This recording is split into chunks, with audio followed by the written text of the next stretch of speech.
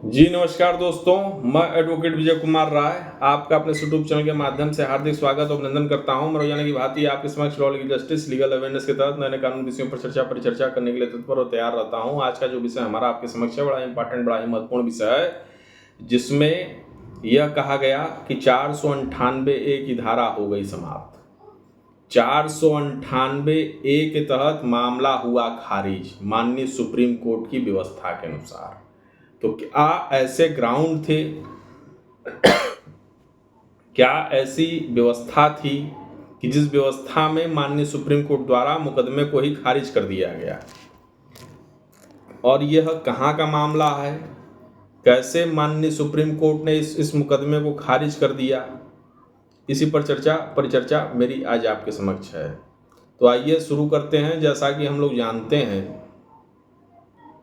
कि कोई भी मैट्रिमोनियल डिस्प्यूट होने पर पत्नियां अक्सर अपने पति खिलाफ 498A का मुकदमा दर्ज करती कराती रहती हैं, और वो किन आधारों पर करती कराती रहती हैं ये भी किसी से छुपा नहीं है।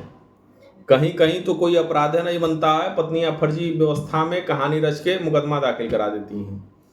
कहीं कहीं ऐसा होता है कि पत्नियों के साथ वाकई वो चीज़ें हो रखी होती हैं, तो उन व्यवस्थाओं में भी मुकदमा दर्ज होता रहता है।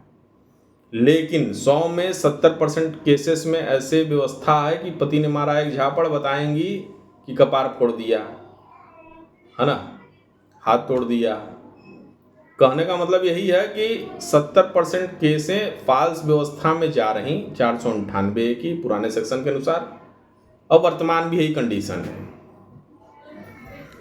और इसी व्यवस्था में एक केस माननीय कोर्ट में दर्ज हुआ, लोअर कोर्ट्स की व्यवस्था से माननीय हाई कोर्ट में आया, हाई कोर्ट से माननीय सुप्रीम कोर्ट में वो केस गया, जिसमें माननीय सुप्रीम कोर्ट ने पूरे केस को ही खारिज कर दिया और यह भी कहा कि 498A की व्यवस्था में जनरली फॉल्स केसेस के आधार पर इस तरीके से ये FIR हो रखी। तो अब इसमें हमारा जो चर्चा था बड़ा इंपॉर्टेंट था कि 498A की धारा हो गई समाप्त। 498A की धारा को माननीय सुप्रीम कोर्ट ने खारिज कर दिया। क्यों किया? यहां मैं केस के बाबत आपसे चर्चा करूंगा। अब इसमें ये केस था कि पत्नी ने सारे ऐसे एलिगेशन लगाए अपने पति के ऊपर, और पति की स्पष्ट व्यवस्था में उसने चीजें लिखी नहीं। यानी जो FIR दर्ज हुई माननीय थाने पर, अब उस FIR में सारे इंडिकेशन, सारे इंडिग्रेंट्स जो थे वो पति खिलाफ थे, लेकिन स्पष्ट तौर पर पत्नी ने पति के ऊपर आरोप नहीं लगाए। अब यह मामला गया हाई कोर्ट। हाई कोर्ट ने इस पर विशेष व्यवस्था नहीं दी, तो पहुंचा मामला सुप्रीम कोर्ट। अब जब मामला सुप्रीम कोर्ट पहुंचा तो सुप्रीम कोर्ट में मामले को पहुंचते हुए सुप्रीम कोर्ट ने कई जजमेंट दिए, मतलब कई केसों का हवाला दिया। जजमेंट तो कह देगा सुप्रीम कोर्ट।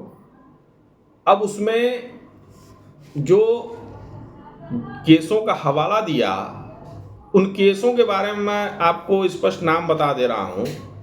मोहम्मद वाजिब और अन्य बनाम उत्तर प्रदेश राज्य 2023 का था। PS नरसिम्हा की खंडपीठ थी हाई कोर्ट की, और इसमें अन्य जजेस का नाम था। तो इस व्यवस्था में जो माननीय कोर्ट ने, अच्छा इसमें केस ला ये था जसवंत सिंह बनाम पंजाब राज्य 2021, उषा चक्रवर्ती बनाम पश्चिम बंगाल राज्य 2023। तो इस तरीके से केस ला सुप्रीम कोर्ट ने अपने जजमेंट में स्पष्ट तौर पर कहा, और यह भी टिप्पणी सुप्रीम कोर्ट की थी कि हम घरेलू हिंसा की शिकायत खारिज करने वाले न्यायालय के सभी निष्कर्षों का उल्लेख नहीं कर रहे।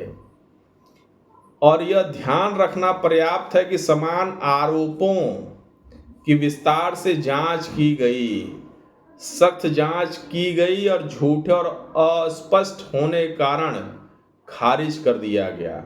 यह मामला आपराधिक प्रकृति का या आपराधिक प्रकृति के दुरुपयोग का एक उदाहरण है। अब इसमें माननीय सुप्रीम कोर्ट ने बड़े स्पष्ट रूप से कहा कि अपीलकर्ताओं के खिलाफ लंबित आपराधिक मामलों को रद्द करना उचित समझा। इस संबंध में अदालत ने हाल ही में अचिन गुप्ता बनाम हरियाणा राज्य के मामले का उदाहरण दिया। तो अब इसमें यह चीज बड़ी इंपॉर्टेंट हो गई कि 498A की व्यवस्था में जो भी मुकदमे दर्ज होते थे या कराते महिलाएं अक्सर अपने पतियों के सापेक्ष में थीं, तो अब इसमें यह था कि नहीं, जो है झूठे मुकदमे अब आप दर्ज नहीं करा पाओगे। चूंकि पहले चल जाता था, अब चूंकि चलता नहीं है। आप एलिगेशन लगाए हो, साक्ष्य देना पड़ेगा। आप एलिगेशन लगाए हो, उसके संदर्भ में आपको मुकदमे में अपनी व्यवस्था बनानी पड़ेगी। और यदि हमने उस चीज़ को चैलेंज कर दिया और हमने उस चीज़ को यदि काउंटर कर दिया एज अ साक्ष्य के तौर पर, तो निश्चित तौर पर आपकी खटिया खड़ी हो जाएगी। पत्नियों के बाबत मैं यह बात बोल रहा हूँ। और यदि इसमें एक लाइन और जोड़ूंगा कि और यदि पत्नियों के पास आप पुरुषों के खिलाफ यानी पतियों के खिलाफ एविडेंस सच्चा है, तो उस कंडीशन में खटिया आपकी गुरु खड़ी होनी तय है। तो यही चीज़ें थीं कि 498 के मुकदमे को हाई कोर्ट लगाए, सुप्रीम कोर्ट क्यों खारिज कर रहे, उसके सापेक्ष में उनके दिमाग में ये चीज़ें जो चल रही परंपराओं के अनुसार और ट्रेडिशन के अनुसार और जो वर्तमान कहानियों के अनुसार कि नहीं, ईगो की भावना है, कोई दबने वाली व्यवस्था नहीं। पहले के ज़माने में कहाँ 498 होता था। तो वर्तमान जो सुप्रीम कोर्टों के लेटेस्ट जजमेंट हैं, हाई कोर्टों के लेटेस्ट जजमेंट हैं, उन जजमेंटों के आधार पर यही कहना है कि यदि आपके पत्नी ने आपके विरुद्ध 498 का मुकदमा दर्ज करा रखा, तो घबराने की बात नहीं है, टेंशन लेने की बात नहीं है। पहले तो उसके एलिगेशन को देख लीजिए कि वाकई इस तरीके से एलिगेशन हुआ भी है कि नहीं हुआ है। दूसरी बात यह है कि अगर इस तरीके से एलिगेशन नहीं हुआ है तो निश्चित तौर पर आप निश्चित रहिए, यदि इस तरीके से आपने एलिगेशन को फॉलो अप किया है और वो उसमें कहीं ना कहीं इन्वॉल्वमेंट आपका है और उसके प्रति साक्ष्य की व्यवस्था है, तो थोड़ा सा टेंशन की बात है।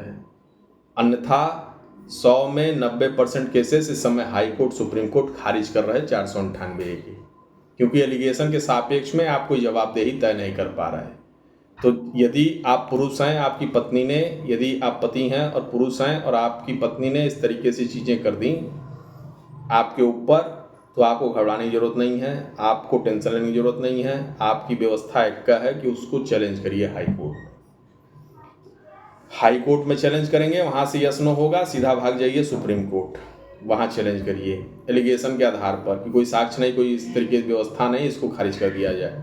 निश्चित तौर पर 100 में 70 से 80 यहाँ तक कि 90% केसें खारिज हो रहे हैं माननीय हाई कोर्ट सुप्रीम कोर्ट द्वारा। तो इसीलिए टॉपिक था कि 498 की धारा हो गई समाप्त, इसको कोई अन्यथा न लेके जाए, चूँकि अन्यथा वाली व्यवस्था में आप अन्यथा चले जाएंगे। तो यदि आपको हमारा वीडियो पसंद आया हो तो कृपया करके इसे लाइक सब्सक्राइब जरूर करें, ताकि फिर एक नए वीडियो के साथ मैं एडवोकेट विजय कुमार राय आपका स्वागत करूं और एक नए विषय के साथ मैं फिर से आपसे चर्चा करने के लिए तैयार रहूं। जय हिंद, जय भारत।